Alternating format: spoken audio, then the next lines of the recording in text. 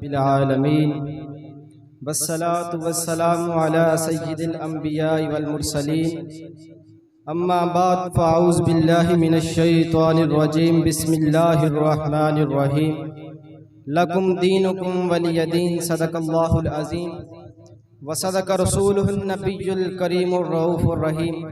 तमाम अहबाब मोहब्बत से पढ़िए अस्सलातु वस्सलामु अलैका या सय्यदी या रसूलल्लाह, अस्सलातु वस्सलामु अलैका या सय्यदी या हबीबल्लाह, अस्सलातु वस्सलामु अलैका या सय्यदी या रहमतल लिल आलमीन। हम्द व सना के बाद हुजूर नबी अकरम की बारगाह में दरूद व सलाम का नजराना पेश करने के बाद मेरे वाजिबुल एहतराम ज़वील एहतिशाम उस्ताद मोहतरम और मेरे हम मकतब साथियों, अस्सलामु अलैकुम व रहमतुल्लाहि व बरकातुहू। आज मुझे जिस उन्वान पे लब कुशाई करने का मौका मिल रहा है वो है ज़िक्र हुसैन व फ़िक्र हुसैन। दोहे खालिक़े कायनात मेरी ज़ुबान पर कलमतुल हक़ जारी फरमाए और हम सबको सुन सुनाकर तौफ़ीक़े अमल अता फरमाए। वाक़या करबला ये तारीख़ का दर्दनाक वाक़या है। ये हक और बातिल का मार्का है।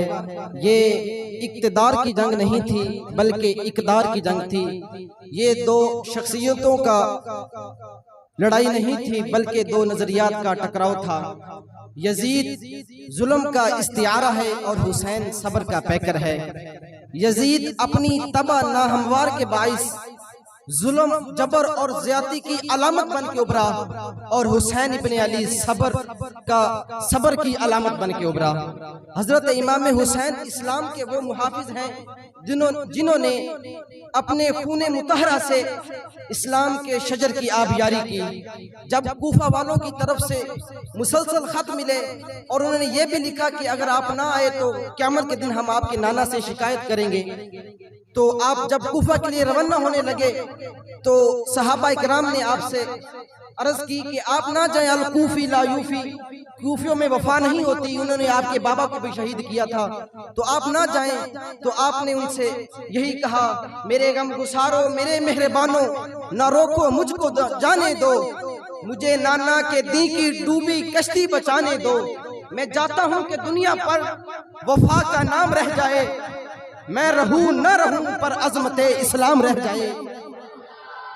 मैं नहीं चाहता तो नबी के घर की आन जाती है, तुम्हारा इस्लाम जाता है मेरी गैरत ईमान जाती है। जब कूफा पहुंचे तो आगे से पता चला कि कूफा वालों ने बेवफाई कर दी और यजीद कहता है कि तुम या तो मेरी बैत करो या फिर जंग के लिए तैयार हो जाओ। बैत की सूरत में मराआत से नवाजा जा रहा था।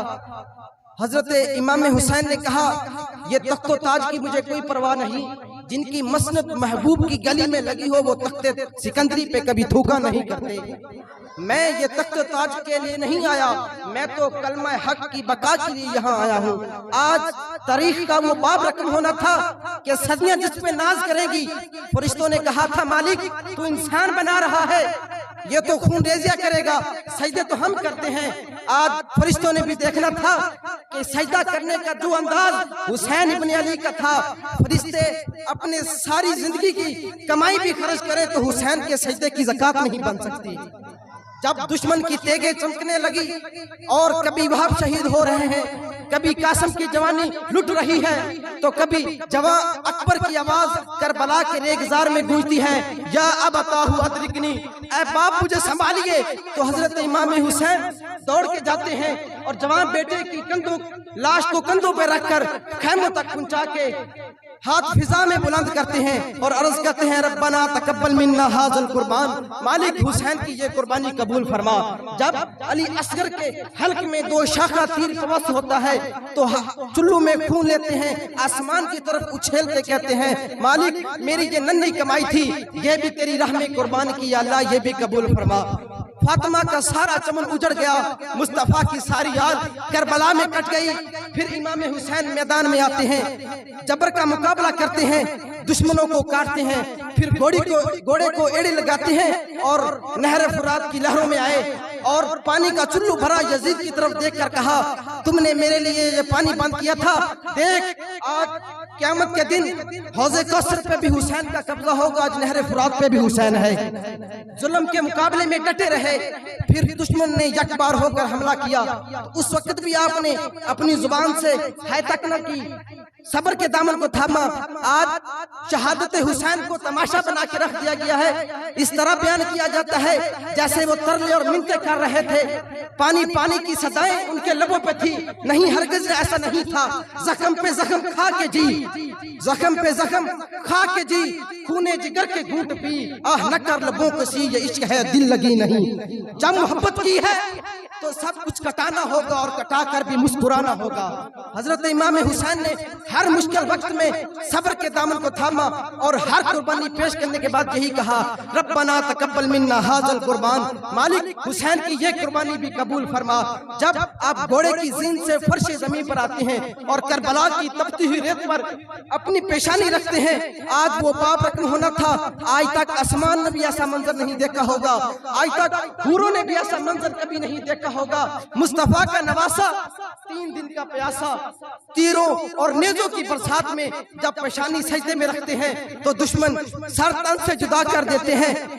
और जब आप सजदे की हालत में झुके हुए थे तो आपका सर नेज़े की नोक पे चढ़ाकर आसमान की तरफ बुलंद करते हैं, कटा हुआ सर जमीन की तरफ और गर्दन आसमान की तरफ दूसरे सजदे की आरज़ू में मचल रहा था। मेरे इमाम ने यह पैगाम दिया कि तुम्हारा सारा सर कट भी जाए तो फिर भी यजीद की बैत नहीं करनी। आज एक तो तरीका यह है उनके साथ कि हम उनके साथ अपनी मोहब्बत का इजहार करें और उनकी मजलूमियत का तज़किरा करें। नहीं, क्या उन्होंने इतनी बड़ी कुर्बानी इसलिए दी थी कि हम क़यामत तक रोते रहें, क़यामत तक बवेला करते रहें, सारा साल हमारी जबीनें सजदों से बेगाना रहे और मुहर्रम के महीने में आके हम कहें कि हुसैन जिंदाबाद साहिब, तो फिर ज़मीर से पूछो, वो तुम्हें आवाज देगा कि तुम झूठ कहते हो। कमाल ये नहीं कि हम हरफों से अदा करें, कमाल ये है कि हमारे अल्फाज मुंह से ना भी निकलते तो हमारी मोहब्बत में नफी न होती। कमाल ये था कि सारा साल जबीनों के सजदे ये पुकार पुकार के कहते हुसैनियत जिंदाबाद। कमाल ये था कि हमारी जुबान की सच्चाई ये डंडोरा पीटती, हुसैनियत जिंदाबाद। कमाल ये था कि हमारा अंदाज़ मुआशरत ये बताता, हुसैनियत जिंदाबाद। कमाल ये था कि हमारे अफकार की पाकी बताती, हुसैनियत जिंदाबाद। कमाल ये था कि हमारी शादी ब्याह की रसूमात बताती, हुसैनियत जिंदाबाद। कमाल ये था कि हमारा अदल इंसाफ हमारी सियासत की बात वाज़ेह करती, हुसैनियत जिंदाबाद। आज वो दीन जिसका हरफ हरफ बचाकर हुसैन इब्न अली ने हम तक पहुंचाया, वो दीन कहाँ है? आज हम एक दिन नहीं, एक महफिल नहीं, बल्कि अपनी सारी जिंदगी हुसैन इब्न अली के मिशन पे लगा दें और हम सर से लेकर पांव तक और सुबह से लेकर शाम तक इस मिशन पे अपने आप को गामजन रखें। हम सिर्फ उस एक दिन के लिए पानी की सबील लगाने के लिए तो तैयार हैं और लंगर पर लंगर हुसैनी बांटने के लिए तैयार हैं। क्या उन्होंने इतनी बड़ी कुर्बानी इसलिए दी थी?